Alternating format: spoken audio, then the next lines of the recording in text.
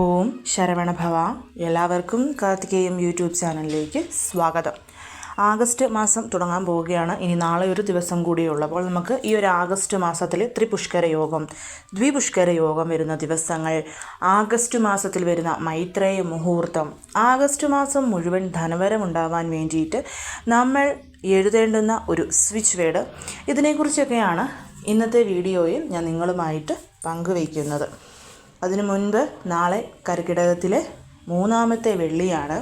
നാളത്തെ ദിവസം നമ്മൾ രാഹുകാല സമയത്ത് 27 പ്രാവശ്യം ചൊല്ലേണ്ടുന്ന ഒരു മന്ത്രത്തെക്കുറിച്ചും ശുക്രഹോര സമയത്ത് മഹാലക്ഷ്മിയായി സങ്കല്പിച്ച് നമ്മുടെ വീട്ടിലോട്ട് ധനധാന്യ അഷ്ടലക്ഷ്മികളുടെയും വാസത്തിന് വേണ്ടിയിട്ട് ചെയ്യേണ്ടുന്ന ഒരു ചെറിയ റെമഡിയെക്കുറിച്ചും വീഡിയോ ഇട്ടിട്ടുണ്ട്. കാണാത്തവരൊക്കെ അത് പോയി കണ്ട് നാളത്തെ ദിവസം നിങ്ങൾക്കതിൽ എന്താണോ പറ്റുന്നത് അതൊക്കെ ചെയ്യാനായിട്ട് ശ്രമിക്കണം. അതേപോലെ തന്നെ ഇനിയിപ്പം നമുക്ക് അങ്ങോട്ട് ആടി കൃത്തിക വരുന്നുണ്ട്, ആടിപ്പെരുക്ക് വരുന്നുണ്ട്. ആടിപ്പെരുക്കെന്ന് പറഞ്ഞാൽ അക്ഷയ തൃതീയയ്ക്ക് തുല്യമായിട്ടുള്ള ദിവസമാണ്. ആഗസ്റ്റ് 3 തിങ്കളാഴ്ച പഞ്ചമി തിഥിയോട് കൂടിയിട്ടാണ് ആടിപ്പെരുക്ക് വരുന്നത്. അന്ന് നമ്മൾ എന്ത് ചെയ്താലും നമുക്കതിന് വളരെയധികം നല്ല ഫലമാണ്. സ്വർണം വെള്ളിയൊക്കെ മേടിക്കാൻ ആഗ്രഹിക്കുന്നവർക്ക് ആ ഒരു ദിവസം മേടിക്കാവുന്നതാണ്. അതിൻ്റെ വീഡിയോ ഒക്കെ ഞാൻ ഇടുന്നതാണ്. അപ്പോൾ ഇനി അങ്ങോട്ടുള്ള വിശേഷ ദിവസങ്ങളൊക്കെയാണ് വരുന്നത്. അപ്പോൾ നമുക്ക് ആദ്യം തന്നെ ഈ ഒരു ആഗസ്റ്റ് മാസത്തിലെ ത്രിപുഷ്കര യോഗവും ദ്വിപുഷ്കര യോഗവും എപ്പോഴാണെന്നുള്ളത് നോക്കാം. അതിൽ ഈ പ്രാവശ്യം നമുക്ക് ആദ്യം വരുന്നത് ദ്വിപുഷ്കര യോഗമാണ്. ത്രിപുഷ്കര യോഗം ആഗസ്റ്റ് അവസാനമാണ് വരുന്നത്. അപ്പം ദ്വിപുഷ്കര യോഗം എന്താണെന്നുള്ളത് എല്ലാവർക്കും അറിയാമല്ലോ. ആ ഒരു സമയത്ത് നമ്മൾ എന്ത് ചെയ്താലും അത് നമുക്ക് ഇരട്ടിയായിട്ട് ഫലം കൊണ്ടുതരും. വീണ്ടും 2 പ്രാവശ്യം കൂടി നമുക്ക് ആ കാര്യം റിപ്പീറ്റ് ചെയ്യാൻ സാധിക്കും. അപ്പം ആഗസ്റ്റ് മാസത്തിലെ ദ്വിപുഷ്കര യോഗം വരുന്നത് ആഗസ്റ്റ് 9-ാം തീയതി ഞായറാഴ്ചയാണ്. അന്ന് രാവിലെ 11:04 മുതൽ ഉച്ചയ്ക്ക് 2:43 വരെയാണ് ദ്വിപുഷ്കര യോഗമുള്ളത്. ആ ഒരു സമയത്ത് സ്വർണം വെള്ളി അതുപോലെയുള്ള വസ്തുക്കളൊക്കെ നിങ്ങൾക്ക് മേടിക്കാം. ഓണ ഷോപ്പിങ്ങൊക്കെ നേരത്തെ ചെയ്യാൻ വേണ്ടിയിട്ടിരിക്കുന്നവർക്ക് ആ ഒരു സമയത്ത് പോയി ഡ്രസ്സൊക്കെ വാങ്ങിക്കാവുന്നതാണ്.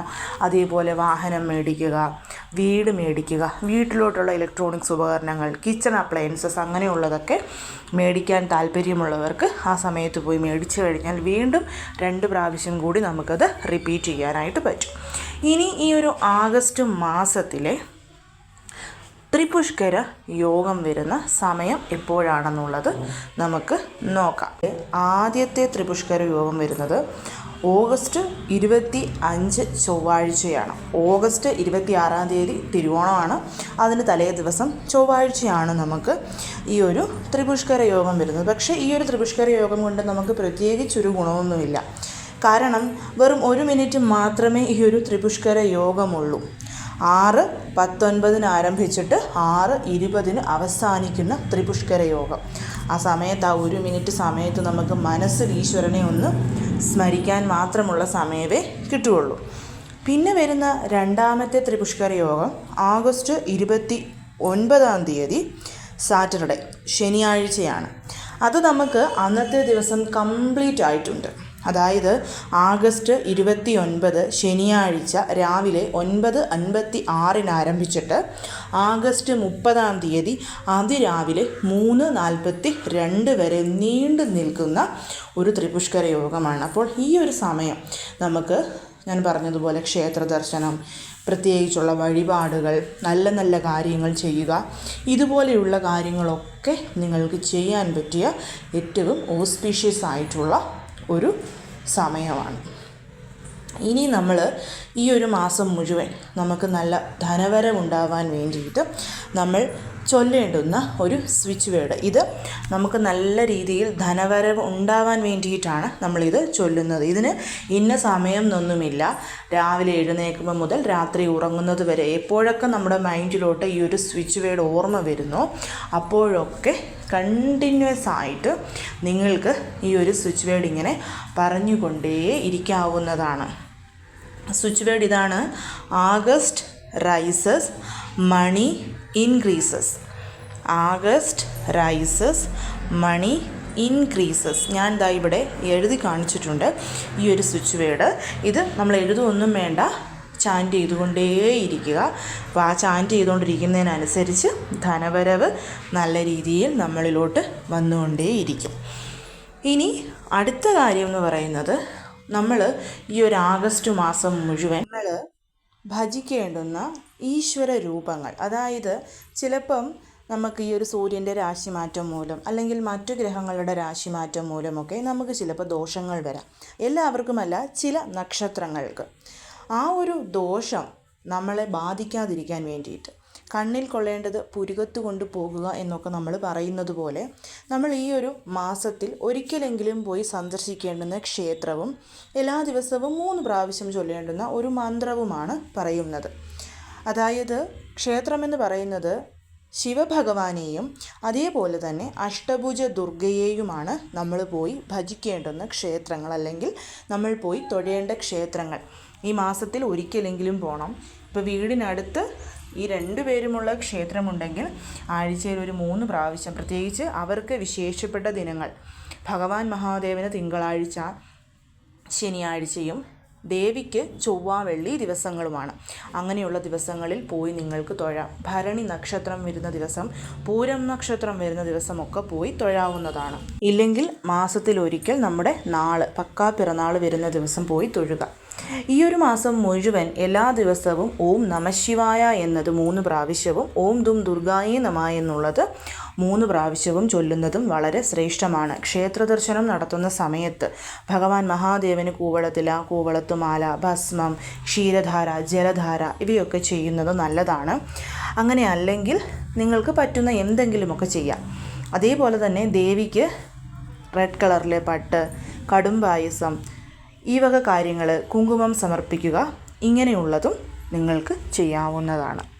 ഇനി അടുത്തതെന്ന് പറയുന്നത്, ഈ ഒരു മാസത്തിൽ വരുന്ന മൈത്രേയ മുഹൂർത്തം.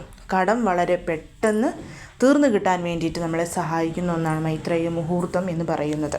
ഇപ്പം മൈത്രേയ മുഹൂർത്ത സമയത്ത് കവറിൽ പണം എടുത്ത് വെക്കുന്നത് എങ്ങനെയാണ്, അത് എങ്ങനെയാണ് നമ്മൾ വിനിയോഗിക്കേണ്ടത് തുടങ്ങിയ കാര്യങ്ങളൊക്കെ എല്ലാ വീഡിയോസിലും പറയുന്നത് കൊണ്ട് ഈ ഒരു വീഡിയോയിൽ ഞാൻ എടുത്തു പറയുന്നില്ല. ഈ ഒരു ഓഗസ്റ്റ് മാസത്തിലെ മൈത്രേയ മുഹൂർത്ത സമയങ്ങൾ എപ്പോഴാണ് എന്നുള്ളത് ആദ്യം പറയാം. ആദ്യത്തെ മൈത്രേയ മുഹൂർത്തം വരുന്നത് ഓഗസ്റ്റ് 4 ചൊവ്വാഴ്ചയാണ്. ചൊവ്വ, ശനി ദിവസങ്ങളിൽ വരുന്ന മൈത്രേയ മുഹൂർത്തത്തിന് വളരെയധികം പവറുണ്ട്. ഓഗസ്റ്റ് 4 ചൊവ്വാഴ്ച രാത്രി 10:37 ആരംഭിച്ചിട്ട് അർദ്ധരാത്രി, അപ്പോഴേക്കും ബുധനാഴ്ച തുടങ്ങും. അർദ്ധരാത്രി 12:24 വരെയാണ് മൈത്രേയ മുഹൂർത്തം വരുന്നത്. മേടലഗ്നം, അശ്വതി നക്ഷത്രം 1-ാം പാദത്തിലാണ് ആദ്യത്തെ മൈത്രേയ മുഹൂർത്തം സംഭവിക്കുന്നത്. സോ 10:37 12:24 ഇടയ്ക്കുള്ള ആ ഒരു സമയത്ത് നമുക്ക് കവറിൽ പണം എടുത്ത് വെക്കാവുന്നതാണ്. രണ്ടാമത്തെ മൈത്രേയ മുഹൂർത്തം വരുന്നത് ഓഗസ്റ്റ് 20-ാം തീയതിയാണ്.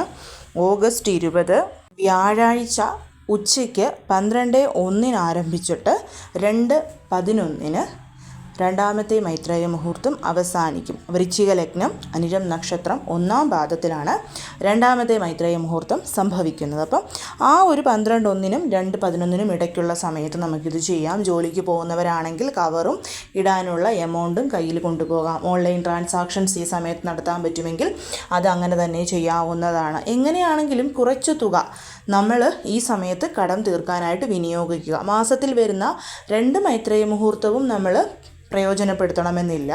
ഈ പ്രാവശ്യം ചൊവ്വാഴ്ച വന്നിരിക്കുന്ന ആ ഒരു മൈത്രേയ മുഹൂർത്തത്തിൽ നമ്മൾ ഈ ഒരു കാര്യം ചെയ്ത് കഴിയുമ്പം വളരെ പെട്ടെന്ന് ഫലം കിട്ടും. ഒരുപാട് പേർക്ക് ഇത് ചെയ്ത് ഫലം കിട്ടിയിട്ടുള്ളതാണ്. അപ്പോൾ എല്ലാവരും ഇത് ചെയ്യാനായിട്ട് ശ്രമിക്കണം. അതേപോലെ മണി മന്ത്ര ചൊല്ലാൻ മറക്കരുത്. ക്ഷേത്ര ദർശനവും മറക്കരുത്. എല്ലാവരെയും മുരുകൻ അനുഗ്രഹിക്കട്ടെ. ഓം ശരവണഭവ.